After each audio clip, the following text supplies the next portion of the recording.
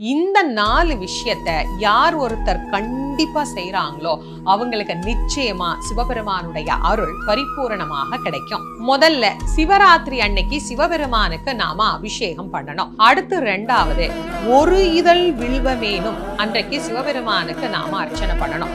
அடுத்து 3வது சிவராத்திரி அன்னைக்கு சிவபெருமானுடைய நாமத்தை திரும்ப திரும்ப சொல்லிக்கிட்டே இருக்கணும். காலையில எந்திரிச்சதுல இருந்து அடுத்த நாள் விரதம் முடிச்சு ராத்திரி தூங்குற வரைக்கும் சிவாய நம சிவாய ஏதாவது ஒரு நாமத்தை திரும்ப திரும்ப சொல்லணும். அடுத்து 4வதா மிக முக்கியமான ஒரு விஷயம், இதை எல்லாருமே செய்யலாம். இந்த சிவராத்திரி நேரத்திலேயே மிக முக்கியமான நேரம் 3ஆம் காலத்துல வரக்கூடிய லிங்கோத்பவ நேரம்.